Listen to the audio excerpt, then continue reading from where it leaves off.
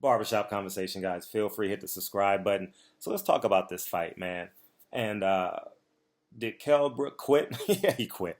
100% he quit. Body shut down on him and he quit.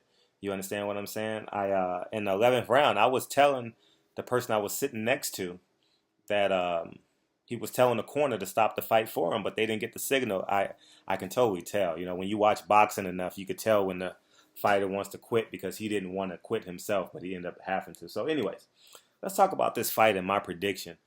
And I saw a comment in one of my in one of the videos in my post fight, and that's exactly right. I had Kell Brook winning this fight early on in the fight, just as I had Kovalev beating Ward early on in the fight.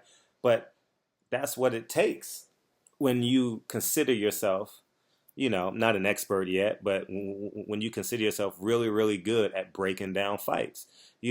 These reactions now, or I would say the pendulum swings between 70 and 30% emotion and being pragmatic after the fight. You understand? When you say, oh, he can beat Keith Thurman now. Oh, he can beat Sean Porter now. Oh, he can beat Danny Garcia now. Speaking of Errol Spence, and that quite possibly could have been me. But when you break down the fight, as I do every fight week, I'm telling you guys, fight week, I don't know how many, I go to bed, falling asleep to fights, wake up, they still playing. You know what I'm saying? I watch them on mute a lot because I don't want to hear the commentary to skew my analysis. But yeah, I to the person in the comment section, you're absolutely right.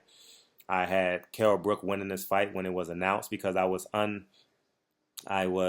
unsure of Errol Spence experience. I was unsure of was he the truth. However, when I look at the skill set of the fighters, right? When I look at the skill set of the fighters, I found holes in Kell Brook, and I told you, I said Kell Brook landed 14 jabs. I told you he will not have a jab this fight. It's impossible for him to have a jab because I knew he had to be on. He had to have dancing feet to have a chance in this fight. He couldn't stand in the pocket, and as I told you guys, he went to 3 or 4 different layers to his game plan.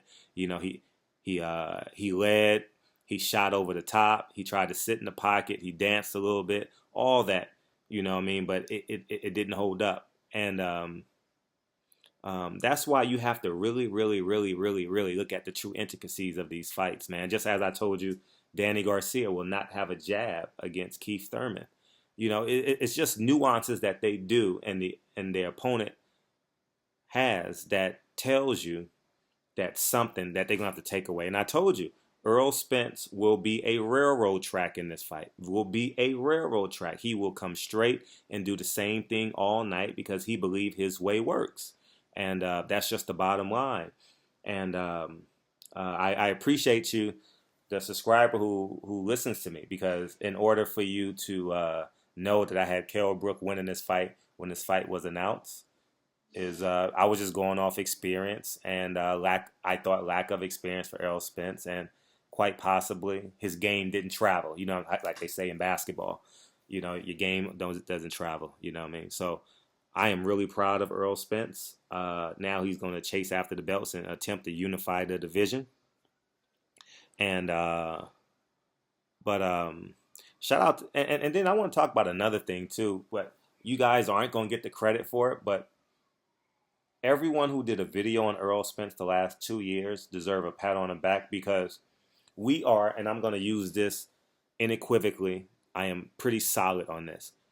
Behind Errol Spence in the ring and us pushing him forward outside the ring, I would say it's a 50-50 split. We did a hell of a job pushing Errol Spence. We did a hell of a job building him up, the person he is that walked in the ring tonight.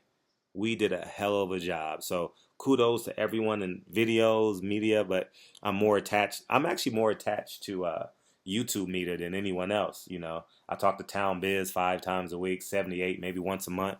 But it's pretty cool, man. I spoke to LVZ one time, and you guys deserve. Oh, Ticket, I talked to him twice, but you guys deserve a pat on the back. I should say we deserve a pat on the back because we did a hell of a job putting Errol Spence in this position. Without the media, Errol Spence is probably 3 fights away from this fight, and I say that graciously. You understand what I'm saying? Because if we don't make him a household name and talk about how great this guy is, it doesn't happen. You understand what I'm saying? A great example of that is Terrence is his farmer at the lower weight class. Great talent. Stupid, stupid talent. Rasheed Warren, stupid talent. I mean, they've lost since. But what I'm saying is that they could have been propelled to this position if we had built them up. And so for that, you guys deserve a pat on the back. You guys are awesome. And I'm talking about the LDBC family and Dante and everyone else who actually took the time to do videos. And so we'll see what happens next. I would love to see Keith Thurman and Errol Spence get in. I want to see Sean Porter fight Danny Garcia and let Pacquiao choose the winner of either of the two fights, and then we get a unification fight the beginning of 2019. And it takes that time. It takes that amount of time. Spring of 2019, we could quite possibly have a unified champion. About 18 months from now. So it's good. We're all good. We're all gravy, and I'm gonna pat myself on the back because I don't know how many fights I done broke down like damn near in the 90 percentile. Like for real. And